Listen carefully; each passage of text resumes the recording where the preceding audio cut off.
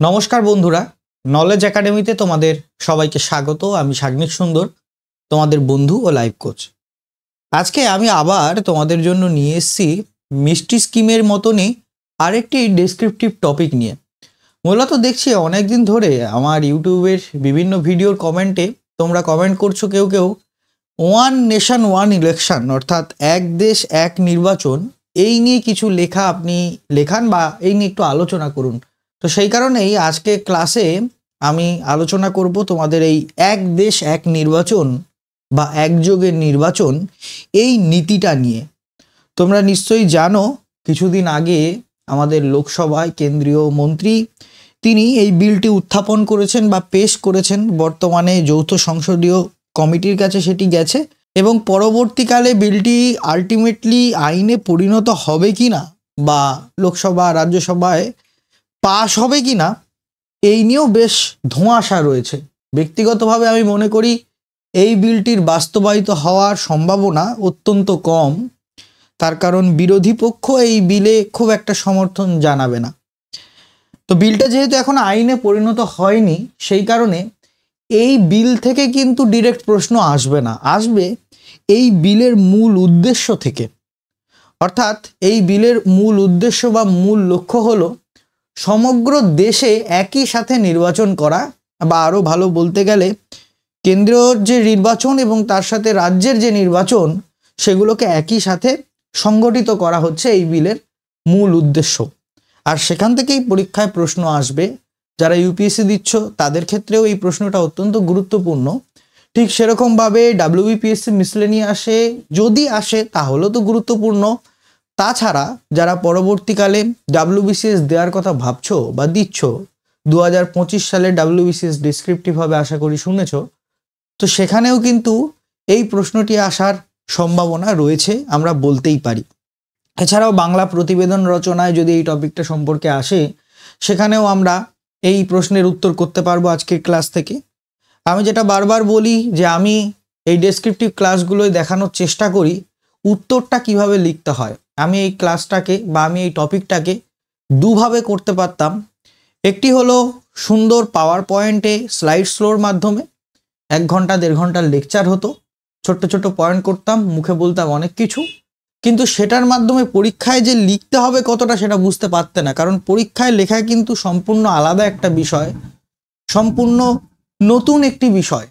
তার কারণ পরীক্ষায় যখন তুমি লিখবে তখন সব তথ্য যেটা তুমি পড়ে এসছো বা যেটা তোমার স্যার বলেছে সেটা ইনক্লুড করলে চলবে না, সেখান থেকে বেছে বেছে তোমার তথ্য ইনক্লুড করতে হবে। কারণ পরীক্ষায় শব্দ সংখ্যা এবং তার সাথে সাথে সময় একটা খুব গুরুত্বপূর্ণ ফ্যাক্টর, যেটা তোমার লেখার মানকে ছোট করতে বাধ্য করায়, যেটা তোমার লেখার মানকে আরও ক্রিস্প এবং ক্লিয়ার করতে বাধ্য করায়। সেই কারণে আজকের টপিকটা আমি আলোচনা করব মিষ্টি স্কিমের মতনই উত্তর লিখে, অর্থাৎ পরীক্ষা হলে ঠিক যেভাবে উত্তরটা লিখব সেই রকমভাবেই আমি লিখেছি এবং সেইভাবেই তোমাদের সাথে আমি আলোচনা করব।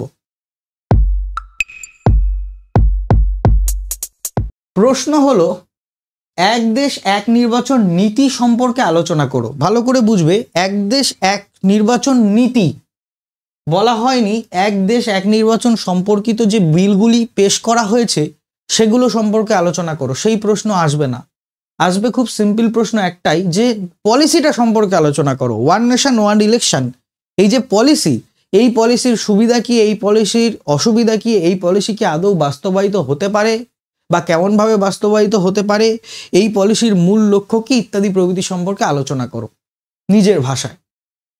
তাহলে এখানে আমি প্রথমে একটা ভূমিকা দিই, তারপর আমি দেব এই পলিসির যে সুবিধা সেটি, তারপরে দেব এই পলিসির অসুবিধাগুলি এবং সর্বশেষে আমি দেব পরিশিষ্ট বা যেটাকে আমরা উপসংহার বলে থাকি। ওয়ান নেশন ওয়ান ইলেকশন এই পলিসি সম্পর্কিত ভূমিকা যখন আমি উল্লেখ করব তখন অবশ্যই লোকসভায় যে বিলটি পেশ করা হয়েছে এটিও উল্লেখ করব এবং সেখানে সংবিধানের কোন কোন ধারা সংশোধন বা সংযোজনের কথা বলা হচ্ছে সেগুলো উল্লেখ করব। কিন্তু সেগুলো বিস্তারিত আমি ব্যাখ্যা করব না, কারণ আমি যদি ধারাগুলির বিস্তারিত ব্যাখ্যা করি তাহলে সুবিধা অসুবিধা এবং পরিশিষ্ট লেখার সময় এবং শব্দ সংখ্যা আমার হাতে থাকবে না। আমার মনে হবে যে প্রশ্নের উত্তরটা আমি যেন ওই দুটো বিল সম্পর্কে দিচ্ছি, যে দুটো বিল এখনো বাস্তবায়িত হয়ইনি। আইনে পরিণত হয়ইনি। কিন্তু আমি তো সেটা করলে হবে না, আমার পলিসিটা নিয়ে লিখতে হবে। তাই জন্য আমরা ভূমিকাটা শুরু করছি। সম্প্রতি ওয়ান নেশন ওয়ান ইলেকশন বা ONOE, ব্র্যাকেটের মধ্যে ONOE লিখলাম। ONOE মানে হচ্ছে ওয়ান নেশন ওয়ান ইলেকশন। পরবর্তীতে আমরা আমাদের এই লেখনির মাঝে ONOE এই শব্দবন্ধটি ব্যবহৃত করব, এবং সেই কারণেই প্রথম লাইনে বুঝিয়ে দিলাম যে ONOE মানে আমি বোঝাতে চাইছি ওয়ান নেশন ওয়ান ইলেকশনকে। প্রথমে ইংরেজিটা লিখলাম, তারপর অর্থাৎ এক দেশ এক নির্বাচন সম্পর্কিত 2টি সংবিধান সংশোধনী বিল ভারতীয় সংসদের লোকসভায় পেশ করা হয়েছে। এটা তুমি যদি সংসদের লোকসভায় পেশ করা হয়েছে তাও দিতে ঠিক হতো, তুমি যদি শুধু লোকসভায় পেশ করা হয়েছে বলতে তাও ঠিক হতো। পেশ করা পাশ করা দুটো আলাদা ব্যাপার। পাশ করা মানে হচ্ছে সেটা আইনে পরিণত হচ্ছে, আর পেশ করা মানে জাস্ট এই দুটো বিলকে লোকসভায় তোলা হয়েছে। সুতরাং এই দুটি বিল বর্তমানে পেশ করা হয়েছে। এই দুটি বিলের মূল লক্ষ্য হলো, এইবার মূল লক্ষ্য আমরা লিখব। মিষ্টি স্কিমেও আমরা ওই স্কিমটা সম্পর্কে যখন বর্ণনা করছিলাম আমরা মূল লক্ষ্য বলে লিখেছিলাম এবং আন্ডারলাইন করে দিয়েছিলাম, যাতে আমার লেখার মানটা ভালো হয় এবং পরীক্ষক যাতে সহজেই বুঝতে পারেন আমি ইম্পর্টেন্ট পয়েন্টগুলো আমার লেখনির মধ্যে ইনক্লুড করেছি। সেই কারণে এই দুটি বিলের মূল লক্ষ্য হলো লোকসভা এবং সকল রাজ্য ও কেন্দ্রশাসিত অঞ্চলগুলির বিধানসভার নির্বাচন একযোগে সংগঠিত করা। এরপরে আরেকটা লাইন আমি লিখতে পারতাম, সেটা হচ্ছে কিছু ক্ষেত্রে স্থানীয় পঞ্চায়েত ও পৌরসভার নির্বাচনগুলিকেও একযোগে সংগঠিত করার কথা মনে করা হচ্ছে বা বলা হচ্ছে, এটাও আমি লিখতে পারতাম। কিন্তু আমি এখানে মেন পয়েন্ট যেটা সেটা হচ্ছে কেন্দ্রের যে নির্বাচন এবং তার সঙ্গে কেন্দ্রশাসিত অঞ্চল এবং রাজ্যগুলির যে বিধানসভার নির্বাচন হয় সেগুলো একযোগে একই সাথে সংগঠিত করা। প্রাক্তন রাষ্ট্রপতি রামনাথ কোবিন্দের সভাপতিত্বে একটি উচ্চস্তরীয় কমিটির রিপোর্টের প্রেক্ষাপটে নিয়ে আসা এই এক দেশ এক নির্বাচন বিল দুটি বর্তমানে ভারতীয় রাজনৈতিক আঙিনায় এক আলোড়ন সৃষ্টি করেছে। অর্থাৎ এখানে আমি আরেকটা গুরুত্বপূর্ণ পয়েন্ট দিলাম যে এই বিল দুটি যে পেশ করা হয়েছে লোকসভায়, এই বিল দুটি তৈরি হয়েছে কিসের উপর ভিত্তি করে, কারা তৈরি করেছে? আমাদের প্রাক্তন রাষ্ট্রপতি রামনাথ কোবিন্দ, তার লিডারশিপে একটা কমিটি গঠন হয়েছিল এবং সেই কমিটির রিপোর্ট অনুযায়ী এই বিল দুটি তৈরি করা হয়েছে এবং তারপর লোকসভায় পেশ করা হয়েছে। তো সেটা আমি উল্লেখ করলাম যে রাষ্ট্রপতি রামনাথ কোবিন্দের সভাপতিত্বে একটি উচ্চস্তরীয় কমিটির রিপোর্টের প্রেক্ষাপটে নিয়ে আসা, বা এটা এরকমও বলা যেত যে একটি উচ্চস্তরীয় কমিটির রিপোর্ট মোতাবেক এই এক দেশ এক নির্বাচন বিল দুটি তৈরি করা হয়েছে, যা ভারতীয় রাজনৈতিক আঙিনায় এক আলোড়ন সৃষ্টি করেছে। ভূমিকা হয়ে গেল। তার মানে আমি এই পলিসিটা সম্পর্কে যখন আলোচনা করব তখন এই পলিসিটা সম্পর্কে কেন্দ্রীয় সরকার কতদূর ভেবেছে সেটাও আমি আমার ভূমিকায় উল্লেখ করে দিলাম, বা কেন্দ্রীয় সরকার কি সিরিয়াসলি ভাবছে এটা নিয়ে, না এটা মানুষ মুখে মুখে বলছে, সেইটা সম্পর্কে একটু আলোকপাত করে দিলাম আমাদের প্রথম কয়েকটি লাইনে বা ভূমিকায়। এরপর আমি আমাদের বিলগুলিতে যে প্রস্তাবিত সংশোধনের কথা বলা হয়েছে সেগুলো জাস্ট উল্লেখ করব, সেগুলো সম্পর্কে ডিটেলসে লিখব না। তার কারণ এখানে বিল সম্পর্কে প্রশ্ন আসেনি, প্রশ্নটা এসছে আমার পলিসি সম্পর্কিত। সেই কারণে একটা হেডিং দিয়েছি বিলগুলিতে প্রস্তাবিত সংশোধনী। প্রথমে হচ্ছে সংযোজন, অর্থাৎ কোনটা অ্যাড করা হচ্ছে নতুন করে সংবিধানে। আমাদের সংবিধানে আর্টিকেল 82A 1 থেকে 6 এটি নতুন অ্যাড করা হচ্ছে, এটি আগে ছিল না আমাদের সংবিধানে, সেটি অ্যাড করা হচ্ছে, এই কারণে এটা সংযোজন আমরা বলছি। এবং তারপর হচ্ছে পরিমার্জন, বা এটাকে সংশোধনও বলতে পারতে, অর্থাৎ অ্যামেন্ড করা হচ্ছে কোনগুলোকে, পরিবর্তিত করা হচ্ছে কোনগুলোকে। আর্টিকেল 83 বা ধারা 83, আর্টিকেল 172 ধারা 172 এবং আর্টিকেল 372 ধারা 372। এই কটা জিনিস একটু মনে রাখতে হবে যে এই বিলগুলিতে পরিমার্জন করার কথা বা সংশোধন করার কথা বলা হচ্ছে আর্টিকেল 83, আর্টিকেল 172 এবং আর্টিকেল 372কে, এবং অ্যাড করার কথা বলা হচ্ছে আর্টিকেল 82A 1 থেকে 6কে। এইবার এছাড়াও আমি বলেছি দুটি সংবিধানের সংশোধনী বিল আনা হয়েছে, একটাকে বলা হচ্ছে 129তম অ্যামেন্ডমেন্ট, আর একটা হচ্ছে কেন্দ্রশাসিত অঞ্চল বা ইউনিয়ন টেরিটরির নির্বাচন সংক্রান্ত যে আইন আছে সেগুলোতেও সংশোধনের কথা বলা হচ্ছে, সেটি আরেকটি বিল। তো এই কারণে লিখছি এছাড়াও কেন্দ্রশাসিত অঞ্চলের নির্বাচন সম্পর্কিত 3টি আইনের বেশ কিছু সংশোধন। অর্থাৎ বিলগুলিতে প্রস্তাবিত সংশোধনী কি কি বলা আছে আমি বলে দিলাম।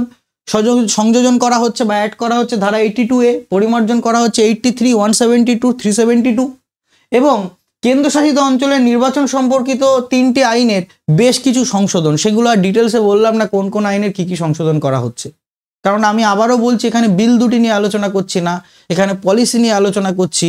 যেহেতু পলিসিটাকে আমরা এস্টাবলিশ করব এই দুটি বিল কেন্দ্রীয় সরকার লোকসভায় পেশ করেছে তার মাধ্যমে, সেই কারণে এই বিলগুলিতে সংশোধনী কি কি করা হচ্ছে সেগুলো জাস্ট উল্লেখ করলাম, বেশি ডিটেলসে গেলাম না। এবার দেব আমাদের যে ওয়ান নেশন ওয়ান ইলেকশন বা ONOE বা এক দেশ এক নির্বাচন যে পলিসি, তার সুবিধাগুলি। দেখো আমি আবারও বলি, আমার লেখনী যারা ফলো করো, আমার লেখনী যারা দেখো, আমার ক্লাস যারা দেখো, তারা জানো যে আমি লেখার মধ্যে ফ্লো চার্ট ইনক্লুড করা অত্যন্ত পছন্দ করি। যেহেতু আমি WBCS পড়াই এবং আমি এটা জানি যে ম্যাচিওর যারা অ্যাসপিরেন্ট আছে, যারা একটু এক্সপিরিয়েন্স অ্যাসপিরেন্ট আছে, তারা আমার চ্যানেল মূলত ফলো করো। তো সেই কারণে তোমরা যখন অপশনালের লেখা লেখো তখন এই ফ্লো চার্ট, আন্ডারলাইন, হাইলাইট এইসব অভ্যাসগুলো তোমাদের আশা করি প্রত্যেকেরই আছে। তো এখানেও আমি যখন সুবিধা লিখছি, প্রথমে ফ্লো চার্টের মাধ্যমে মূল সুবিধা কি কি, 5টা সুবিধা 5টা অসুবিধা আমি লিখছি, মূল সুবিধা কি কি সেগুলো বুঝিয়ে দিয়েছি, যেটা আমার লেখনীকে এস্টাবলিশ করছে, আমার লেখনীর যে কোয়ালিটি সেটাকে আরও উন্নত করছে। ব্যয় সংকোচ, প্রশাসনিক ধারাবাহিতা। ব্যয় সংকোচ মানে খরচ কমানো, কি জিনিস আমি ডিটেলসে বলছি। প্রশাসনিক ধারাবাহিতা বজায় রাখা, প্রশাসনিক দক্ষতা বৃদ্ধি, ভোটদানের পরিমাণ বৃদ্ধি এবং অর্থনৈতিক উন্নয়ন, এগুলো হচ্ছে এই পলিসির সুবিধা, এক দেশ এক নির্বাচন পলিসির সুবিধা। এবার এগুলোকেই ডিটেলসে আমি আরেকবার লিখছি, পয়েন্টে 1-2 করেও লিখতে পারতে, বুলেট পয়েন্ট করেও লিখতে পারতে। আমি এখানে বুলেট পয়েন্ট করে লিখেছি, যেহেতু মিষ্টি স্কিমটা 1-2 করে লিখেছিলাম, তাই দুটোই ঠিক, 1-2 করে লিখলেও তোমার কোনো প্রবলেম হতো না। তো প্রথম পয়েন্টটা আছে ব্যয় সংকোচ, পয়েন্টটাকে দিয়েছি, আন্ডারলাইন করেছি, সাজ দ্যাট সাইন দিয়েছি। ব্যয় সংকোচ মানে কি বোঝাতে চাইছি? একযোগে নির্বাচন, দেখো ভালো করে শব্দবন্ধগুলো খেয়াল করবে। একযোগে নির্বাচন নিরাপত্তা রক্ষী বা সিকিউরিটি পার্সোনেল, নির্বাচন কর্মী এবং নির্বাচন সামগ্রীর খরচ কমাতে সাহায্য করবে। একযোগে নির্বাচন হলে কি হবে?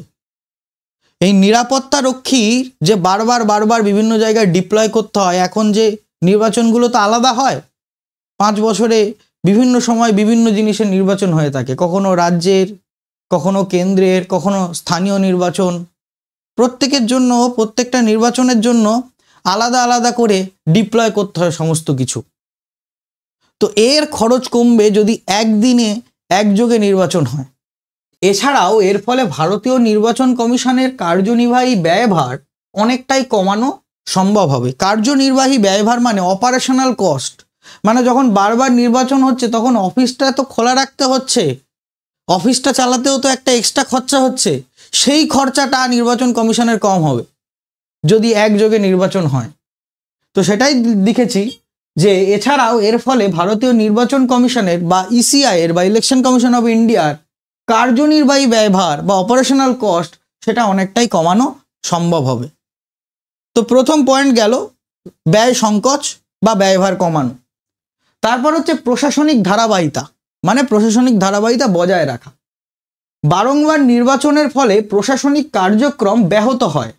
আদর্শ আচরণবিধি বা মডেল কোড অফ কন্ডাক্ট ব্র্যাকেটে MCCর ফলে কোনো প্রশাসনিক পরিকল্পনা বাস্তবায়িত করা যায় না। দেখো যখন কোনো নির্বাচন হয় তখন তার কিছুদিন আগে থেকে আদর্শ আচরণবিধি লাগু হয়ে থাকে, অর্থাৎ মডেল কোড অফ কন্ডাক্ট, যার ফলে সরকার তখন নতুন কোনো স্কিম চালু করতে পারে না এবং এর ফলে যে প্রশাসনিক ধারাবাহিকতা, প্রশাসনের কাজের যে ধারাবাহিকতা সেটা ক্ষুণ্ণ হয় এবং নির্বাচনের প্রাককালে রাজনৈতিক দলগুলির নির্বাচনী লাভের জন্য নেওয়া অপরিণামদর্শী সিদ্ধান্ত সুষ্ঠু প্রশাসনিক কার্যক্রমে বাধার সৃষ্টি করে। এবং নির্বাচনের প্রাককালে মানে নির্বাচনের প্রাক মুহূর্তে রাজনৈতিক দলগুলো টাকা বেলায়, এর ফলে দুর্নীতি বাড়ে এবং ভুলভাল স্কিম লঞ্চ করে দেয়। কারণ যখন কেন্দ্রের নির্বাচন হচ্ছে তখন মানুষকে খুশি করার জন্য এক ধরনের স্কিম আনছে, আবার যখন রাজ্যের নির্বাচন হচ্ছে মানুষকে খুশি করার জন্য আরেক ধরনের স্কিম আনছে, আবার যখন স্থানীয় নির্বাচন হচ্ছে তখন আরেক ধরনের স্কিম আসছে। এর ফলে আলটিমেটলি যেটা হচ্ছে প্রশাসনিক কাজকর্ম কিন্তু বাধাপ্রাপ্ত হচ্ছে, প্রশাসনিক ধারাবাহিকতা সেটা কিন্তু বাধাপ্রাপ্ত হচ্ছে এবং তার সাথে সাথে দুর্নীতিও বাড়ছে। রাজনৈতিক দলগুলি অপরিণামদর্শী সিদ্ধান্ত কিছু কিছু সময় নিতে বাধ্য হয় নির্বাচনী লাভের জন্য বা ভোট ব্যাংকের জন্য। তো সেটা তো ভালো নয়, সেটা পরবর্তীকালে জনগণকে ক্ষতির মুখে ঠেলে দেয় বা আমাদের দেশকে, রাজ্যকে ক্ষতির মুখে ঠেলে দেয়। তো সেটাই লিখেছি যে প্রশাসনিক ধারাবাহিকতা এই পয়েন্টটার মাধ্যমে। এর পরের যে পয়েন্টটা দিয়েছি সেটা হলো প্রশাসনিক দক্ষতা বৃদ্ধি। প্রশাসনিক দক্ষতা বৃদ্ধি অর্থাৎ অ্যাডমিনিস্ট্রেটিভ এফিসিয়েন্সি অনেক বৃদ্ধি পাবে যদি একযোগে নির্বাচন করা হয়। কিভাবে বৃদ্ধি পাবে? না, এই আলাদা আলাদা নির্বাচন করার ফলে সরকারি শিক্ষক থেকে শুরু করে শিক্ষাকর্মী এবং সরকারি বিভিন্ন কর্মচারীরা নির্বাচনী কাজ সামলানোর জন্য নিয়োজিত হয়। ফলে তাদের যে আসল কাজ, ধরো শিক্ষকদের কাজ হচ্ছে পড়ানো, শিক্ষাদান করা এবং অন্যান্য কর্মচারীদের যে নির্দিষ্ট কাজ রয়েছে সেটি ব্যাহত হয়, যার ফলে প্রশাসনিক দক্ষতা কিন্তু হ্রাস পায়। প্রশাসনিক কাজকর্ম যেরকম এর ফলে বিপন্ন হচ্ছে, ঠিক সেরকমভাবে প্রশাসনিক যে দক্ষতা, অ্যাডমিনিস্ট্রেটিভ এফিসিয়েন্সি, সেটিও হ্রাস পায়। তো একযোগে নির্বাচন হলে কি হবে? নির্বাচনী প্রক্রিয়ায় শিক্ষক, শিক্ষাকর্মী ও অন্যান্য সরকারি কর্মীদের যোগদানের ফলে প্রশাসনিক কার্যকলাপ বারবার ব্যাহত হয়। ওএনওই বা একযোগে নির্বাচনের ফলে সেই সম্ভাবনা অনেকটাই হ্রাস পাবে। একযোগে নির্বাচনের ফলে কি হবে? 5 বছর অন্তর যখন নির্বাচন হবে একসাথে সবগুলোর, তখনই কেবলমাত্র তারা নির্বাচনী কাজে যোগদান করবে। বাদবাকি সময় তাদের প্রধান যে কাজটা, যে কাজের জন্য সে সম্পূর্ণভাবে নিয়োজিত, সেটি ভালো করে করতে পারবে। এর ফলে অ্যাডমিনিস্ট্রেটিভ এফিসিয়েন্সি বা প্রশাসনিক দক্ষতা সেটা বৃদ্ধি পাবে। এরপর হচ্ছে ভোটদানের পরিমাণ বৃদ্ধি বা ভোটারের অংশগ্রহণ বৃদ্ধি, এটাও বলতে পারতাম, বা ভোটদানের অংশগ্রহণ বৃদ্ধি সেটাও বলতে পারতাম। ভোটদানের পরিমাণ বৃদ্ধি মানে ক্রমাগত নির্বাচনে ভোটাররা ভোটদানে নিরুৎসাহিত হয়ে পড়েন। বারবার বারবার ভোট দিতে যেতে হবে। আজকে পঞ্চায়েত নির্বাচন, আজকে সমস্ত কাজ বাদ দিয়ে ভোট দিতে যাও, কালকে লোকসভার নির্বাচন, কালকে সমস্ত কাজ বাদ দিয়ে ভোট দিতে যাও, পরশু আবার বিধানসভার নির্বাচন রাজ্যের, তো সেখানে আবার ভোট দিতে যাও। তো এটি বাজে জিনিস, এটি ঠিক জিনিস নয়। যার ফলে যারা ভোটার আছে তারা নিরুৎসাহিত হয়ে পড়ে। একযোগে নির্বাচনের ফলে সেই সম্ভাবনা অনেকটাই কমে আসে। ফলত ভোটারদের ভোটদানে অংশগ্রহণ বাড়ে। তখন তারা জানে যে না, এই একবার ভোট দিলেই পরবর্তী 5 বছর আমার আর ভোট দেওয়ার কোনো ব্যাপার আসবে না। তো যখন 5 বছর একবার ভোট দিতে হচ্ছে তখন যাই না, অসুবিধা কি? ফলে ভোটারদের অংশগ্রহণ তখন বাড়বে, এরকম একটা মনে করা হচ্ছে। অর্থনৈতিক উন্নয়ন, ইকোনমিক ডেভেলপমেন্ট কি কিছু হবে একযোগে নির্বাচন করার ফলে? রামনাথ কোবিন্দ কমিটি তার রিপোর্টে জানিয়েছেন যে ভারতের যে জাতীয় আয় সেটা বৃদ্ধি পাবে প্রায় 1.6% এই একযোগে নির্বাচনের ফলে, এবং এর ফলে সরকারের কাছে ফ্রিডম থাকবে আয়ের বেশি অংশ উন্নয়ন খাতে খরচ করার। সেটাই লিখেছি। কোবিন্দ কমিটির রিপোর্ট অনুযায়ী এই নির্বাচনী ব্যয় সংকোচের ফলে ভারতের জাতীয় আয় বৃদ্ধি পাবে এবং প্রশাসনের উন্নয়ন খাতে খরচ করার ক্ষমতা বাড়বে। এছাড়াও রাজনৈতিক দলগুলির একাধিকবার নির্বাচনী প্রচার সম্পর্কিত ব্যয় হ্রাস পাওয়ার ফলে ছোট রাজনৈতিক দলগুলির নির্বাচনে অংশগ্রহণ করার সুবিধা হবে। এছাড়াও রাজনৈতিক দলগুলির একাধিকবার নির্বাচনী প্রচার সম্পর্কিত যে ব্যয় সেটা তো হ্রাস পাবে, কারণ পঞ্চায়েত নির্বাচনে তাদের প্রচার করার জন্য একটা খরচা করতে হয়, লোকসভার নির্বাচনে একটা খরচা করতে হয়, রাজ্যের নির্বাচনে একটা খরচা করতে হয়। তো সেইটা তাদের আর বারবার খরচা করতে হচ্ছে না, একবারই খরচা করতে হবে নির্বাচনী খরচ। যার ফলে ছোট রাজনৈতিক দল যাদের অর্থনৈতিক ক্ষমতা অত বেশি নেই তারাও কিন্তু নির্বাচনে অংশগ্রহণ করতে পারবে এবং তাদের নির্বাচনে অংশগ্রহণ করতে এখনকার থেকে অনেক বেশি সুবিধা হবে। তো এই ছিল 5টা সুবিধা আমাদের। তাহলে কি কি সুবিধা দেখলাম? এক হচ্ছে ব্যয় সংকোচ। নির্বাচন কমিশনের, ভারতীয় নির্বাচন কমিশনের ব্যয় ভার যেটা সেটা অনেকটাই কমবে। কেন কমবে আমরা 2টো লাইনে সেটা বলে দিয়েছি। 2টোর বেশি লাইন আমি লিখবো না, 2 থেকে 3টে লাইনের বেশি। তারপর হলো প্রশাসনিক দক্ষতা বৃদ্ধি, প্রশাসনিক ধারাবাহিকতা বজায় রাখা। এবং তারপর হলো ভোটারদের ভোটদানে অংশগ্রহণ বৃদ্ধি এবং অর্থনৈতিক উন্নয়ন। এরপর আমরা দেব এই একযোগে নির্বাচনের অসুবিধা বা ওয়ান নেশন ওয়ান ইলেকশন, এক দেশ এক নির্বাচন, এই নীতির অসুবিধাগুলি কি কি। এখানেও প্রথমে একটা ফ্লোচার্ট করেছি। যুক্তরাষ্ট্রীয় কাঠামোয় আঘাত, আঞ্চলিক বিষয়গুলির গুরুত্ব হ্রাস, প্রশাসনিক শূন্যতা বা গভর্নেন্স ভ্যাকুয়াম, পরিকাঠামোজনিত সমস্যা অর্থাৎ ইনফ্রাস্ট্রাকচার চ্যালেঞ্জেস, জবাবদিহিতার গুরুত্ব হ্রাস। কি জিনিস এগুলো আমরা বিস্তারিত আলোচনা করছি, কিন্তু আমরা এখানেও 5টা পয়েন্ট দেব, সেগুলো আগে ফ্লোচার্ট করে দেখিয়ে দিয়েছি। এবার আমরা আলোচনা করব প্রথম অসুবিধা, যেটা যুক্তরাষ্ট্রীয় কাঠামোয় আঘাত করবে। কিভাবে আঘাত করবে?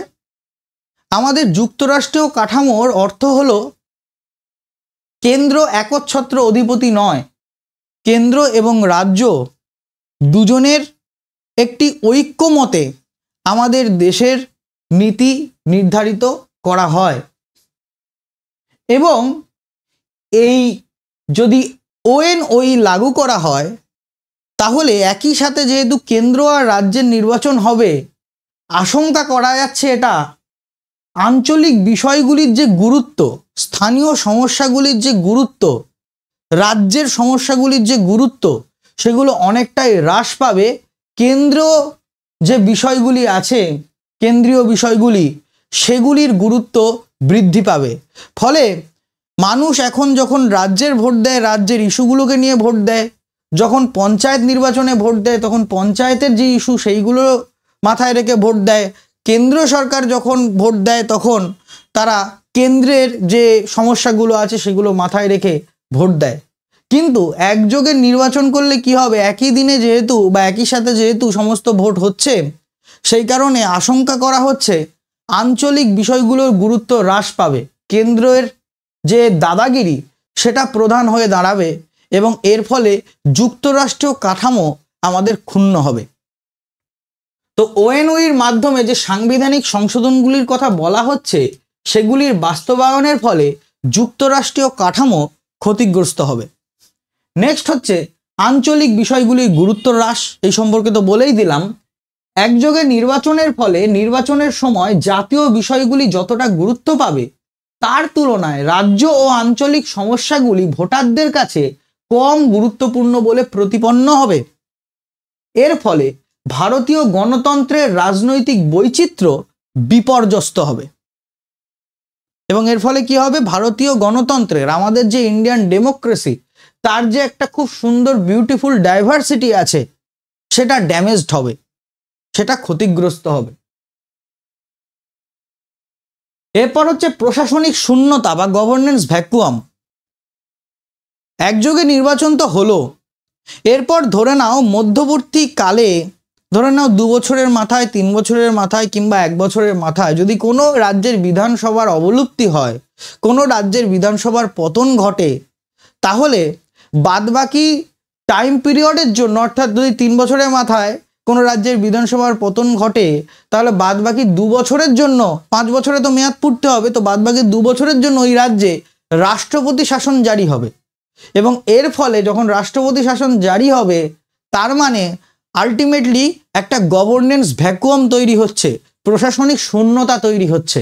তো সেটাই বলা হচ্ছে, ওএনওই লাগু হওয়ার পর মেয়াদ পূর্তির আগে যদি কোনো রাজ্যের বিধানসভার পতন ঘটে, তবে বাকি মেয়াদের জন্য সেই রাজ্যে রাষ্ট্রপতি শাসন জারি হবে। ফলত সেই রাজ্যটিতে প্রশাসনিক শূন্যতা দেখা দিতে পারে, ফলত সেই রাজ্যতে প্রশাসনিক শূন্যতা বা গভর্নেন্স ভ্যাকুয়াম সেটা দেখা দিতে পারে। এবার নেক্সট হচ্ছে ইনফ্রাস্ট্রাকচার রিলেটেড চ্যালেঞ্জেস বা পরিকাঠামোজনিত সমস্যা। একযোগে যদি নির্বাচন করা হয়, তাহলে যে বিপুল পরিমাণ ইভিএম ও ভিভিপ্যাট মেশিন কিনতে হবে, তা অত্যন্ত ব্যয় সাপেক্ষ। সেটাই লিখেছে, একযোগে নির্বাচন করতে হলে যে বিপুল পরিমাণ ইভিএম এবং ভিভিপ্যাট মেশিনের ব্যবস্থা করতে হবে, তা অত্যন্ত ব্যয় সাপেক্ষ। এর সাথে ভোটদান কেন্দ্রগুলিতে পর্যাপ্ত নিরাপত্তার ব্যবস্থা এবং সামগ্রিক সুষ্ঠু নির্বাচন পরিচালনা করা ভারতীয় নির্বাচন কমিশনের কাছে এক দুরূহ কাজ বা এক কঠিন কাজ। যে সমস্ত ভোট কেন্দ্র সংবেদনশীল আছে, অতি সংবেদনশীল আছে, সেগুলোকে সঠিকভাবে চিহ্নিত করে সেখানে সঠিক পরিমাণ নিরাপত্তা রক্ষী মোতায়েন করা এবং তার সাথে সুষ্ঠু নির্বাচন একযোগে সম্পন্ন করা ভারতীয় নির্বাচন কমিশনের বর্তমান পরিকাঠামোর কাছে এক বিরাট বড় চ্যালেঞ্জ। এবং কোনো পদ্ধতিগত ব্যর্থতা বা অনিয়ম নির্বাচনের প্রতি জনগণের আস্থা নষ্ট করতে পারে এবং এতে যদি সামান্যটুকু কোনো ভুল হয়, পদ্ধতিগত কিছু যদি ত্রুটি হয় বা অনিয়ম যদি হয়, নির্বাচন কমিশন ট্যাকেল করতে পারলো না, অনিয়ম হলো, এই সামান্য ঘটনাই কিন্তু ভোটদানের প্রতি জনগণের আস্থা নষ্ট করে দিতে পারে। সুতরাং আমরা যেটা ভাবছি ভোটদানে অংশগ্রহণ বৃদ্ধি পাবে, দেখা গেল বুমেরাং হয়ে গেল। যে নির্বাচন কমিশন তার পরিকাঠামো যে আছে তার মাধ্যমে এই একযোগে নির্বাচনকে সঠিকভাবে সাপোর্ট করতে পারছে না, সঠিকভাবে কন্ডাক্ট করতে পারছে না, কোনো ধরনের কোনো অনিয়ম হলো মানুষজন ভোটদান থেকে বিরত থাকতে চাইছেন সেই অনিয়মের ফলে বা পদ্ধতিগত ব্যর্থতার ফলে, আস্থা নষ্ট হয়ে গেছে। তারপরে হচ্ছে জবাবদিহিতার গুরুত্ব হ্রাস। বর্তমানে কি হয়, কোনো সময় রাজ্যের নির্বাচন হচ্ছে, কোনো সময় কেন্দ্র সরকারের নির্বাচন হচ্ছে, কোনো সময় স্থানীয় নির্বাচন হচ্ছে, ফলে যারা জনপ্রতিনিধি থাকেন তাদের একটা জবাবদিহি করার প্রয়োজন পড়ে বছরের বিভিন্ন সময়। কিন্তু তারা যদি এটা জেনে যায় যে 5 বছরে আর কোনো নির্বাচন হবে না, এই একবারই নির্বাচন হচ্ছে, আবার 5 বছর পর হবে, নো প্রবলেম, তাহলে তারা আত্মতুষ্টিতে ভোগেন এবং এর ফলে তাদের যে জবাবদিহিতার গুরুত্বটা এখন আছে সেটা হ্রাস পাবে, এটা আশঙ্কা করা হচ্ছে। বারংবার নির্বাচনের ফলে জনপ্রতিনিধিরা তাদের রাজনৈতিক দায়িত্বের প্রতি সচেতন থাকেন। প্রতি 5 বছরে একবার নির্বাচনে তাদের রাজনৈতিক দায়বদ্ধতা তথা সামগ্রিক জবাবদিহিতা হ্রাস পেতে পারে। তাদের রাজনৈতিক দায়বদ্ধতা কমে আসবে, কারণ তারা আত্মতুষ্টিতে ভুগবেন এবং তার ফলে যে জবাবদিহিতা সেটা হ্রাস পাবে। অর্থাৎ প্রশাসনিক কাজকর্মে এক দায় ছাড়া মনোভাব দেখা দিতে পারে, এটাও আশঙ্কা করা হচ্ছে। বা রাজনৈতিক নেতাদের দায়িত্বের অভাব সেটা আরও বৃদ্ধি পেতে পারে, এটা আশঙ্কা করা হচ্ছে। তো এই ছিল আমাদের ওয়ান নেশন ওয়ান ইলেকশন যে পলিসি, তার 5টি সুবিধা এবং 5টি অসুবিধা। এবার আমরা উপসংহার লিখব, যেটাকে আমি উপসংহার না বলে আমি বলছি পরিশিষ্ট। এরকমও বলা যায়, কোনো অসুবিধা নেই, পরিশিষ্ট খুব ছোট্ট করে লিখব। এক দেশ এক নির্বাচন নীতির সুবিধা ও অসুবিধা দুইই আছে। আমরা আগে উল্লেখ করেছি কি কি সুবিধা আছে কি কি অসুবিধা আছে, সেই কারণে ওটাকে সাপোর্ট করতে, ওটাকে এস্টাবলিশ করতে এই লাইনটা লিখলাম। এই জটিল রাজনৈতিক সংকট কাটিয়ে উঠতে গেলে কি করা প্রয়োজন? রাজনৈতিক দলগুলির একমত হওয়া অত্যন্ত জরুরি। প্রত্যেকটা রাজনৈতিক দলের সহমত হওয়া অত্যন্ত জরুরি, ঐক্যমত্য অত্যন্ত জরুরি। রাজ্য ও কেন্দ্র স্তরের যৌথ আলাপচারিতা এই সংকট নিরসন করতে পারে এবং এটা সম্ভব হবে কিসের মাধ্যমে? রাজ্য এবং কেন্দ্র সরকারের মধ্যে যৌথ আলাপচারিতার মাধ্যমে। পরিশেষে কথা বলা যায়, ভারতের মৌলিক সাংবিধানিক বৈশিষ্ট্যকে অক্ষুণ্ণ রেখে যদি ONOE নীতি বাস্তবায়িত করা হয় তবে তা ভারতীয় গণতন্ত্রের জন্য একটি বৈপ্লবিক ও সুদূর প্রসারী সিদ্ধান্ত হবে। ভালোভাবে দেখবে লাইনটা। পরিশেষে কথা বলা যায়, ভারতের মৌলিক সাংবিধানিক বৈশিষ্ট্যকে অক্ষুণ্ণ রেখে, অর্থাৎ আমাদের যে যুক্তরাষ্ট্রীয় কাঠামো সেটাকে অক্ষুণ্ণ রেখে যদি ONOE নীতিকে বাস্তবায়িত করা যায় তাহলে সেটা ভারতীয় গণতন্ত্রের জন্য, ইন্ডিয়ান ডেমোক্রেসির জন্য একটি বৈপ্লবিক, একটি রিভলিউশনারি এবং সুদূর প্রসারী দীর্ঘমেয়াদী সিদ্ধান্ত হয়ে উঠবে বা হবে। তাহলে পরীক্ষা হলে তোমার যদি এই নীতিটা সম্পর্কে প্রশ্ন আসে তাহলে কিন্তু এইভাবেই লিখতে হবে, কারণ পরীক্ষা হলে তুমি কিন্তু ইন ডিটেল সব কিছু আলোচনা করার সুযোগ পাবে না। তোমাকে লিখতে বেশি হবে না, তোমাকে সঠিক পয়েন্টগুলোর উত্থাপন করতে হবে লেখনীর মাধ্যমে এবং তার সাথে সাথে তোমার ভালো বাংলা শব্দের ব্যবহার করতে হবে। হিস্ট্রি, জিওগ্রাফি এই ধরনের সাবজেক্টগুলো বাংলায় লেখা খুবই সহজ, কিন্তু পলিটি, ইকোনমিক্স এই ধরনের সাবজেক্টগুলো বাংলায় লিখতে তোমাদের অনেকেরই হয়তো সমস্যা হতে পারে। কিন্তু আমি এখানে যে ধরনের ভাষার ব্যবহার করেছি এই ভাষাগুলির সাথে তোমরা প্রত্যেকেই কম বেশি পরিচিত, এবং যেহেতু এটি তোমার মাতৃভাষা সেই কারণে এই বাংলায় লিখে তুমি যদি নোট রেডি করো এবং সেটাকে পড়ো তাহলে তোমার ইংরেজি নোটের থেকে অনেক তাড়াতাড়ি মুখস্থ হবে, এটা আমি বাজি রেখে বলতে পারি। এবং এই মাতৃভাষার চর্চা এটি করতেও তোমার খুব বেশি সময় লাগবে না, খুবই কম সময় লাগবে। তুমি যখন 2-3টি লেখা এইরকমভাবে তৈরি করবে তারপরই দেখবে এই ধরনের ভাষা যেমন অপরিণামদর্শিতা, সাংবিধানিক বৈশিষ্ট্য অক্ষুণ্ণ রাখা, এই ধরনের ভাষা তুমি খুব সহজেই রেডি করতে পারবে। প্রতিপন্ন এই যে সমস্ত শব্দ আমি ব্যবহার করেছি এই ধরনের ভাষা তুমি খুব সহজেই আয়ত্ত করতে পারবে এবং তোমার লেখনীর মানকে উন্নত করবে। এই রকমভাবে যদি বাংলা লেখো তাহলে সেটা ইংরেজি লেখার থেকেও দেখতে আরও ভালো লাগে। সুতরাং আশা করি one nation one election policy কি এবং এর থেকে কি প্রশ্ন আসতে পারে, তার উত্তর কি হতে পারে সেই সম্পর্কে তোমরা বুঝে গেলে। আমার মূল লক্ষ্য থাকে তোমরা ডেসক্রিপটিভ কিভাবে লিখবে সেটা দেখানো। আমার মূল লক্ষ্য কিন্তু থাকে না কোনো একটা টপিক সম্পর্কে আলোচনা করা। তোমরা বলো যে এই ডেসক্রিপটিভ লেখা দেখাতে দেখাতে আমি বোঝাই তোমাদের কাছে এত ভালো লাগে সেটা যে তোমরা মনে করো যে আমি হয়তো ভালো বুঝিয়েছি। এটা আমার কাছে খুব গর্বের বিষয়। আমি তোমাদের মন থেকে ধন্যবাদ জানাই এই কারণে যে তোমরা আমার এই বিষয়টা সম্পর্কে যে বোঝানো সেটাকেও ভালো বলছো। ভালো থেকো সবাই, ভালো করে পড়াশোনা করো। After all, thanks for watching.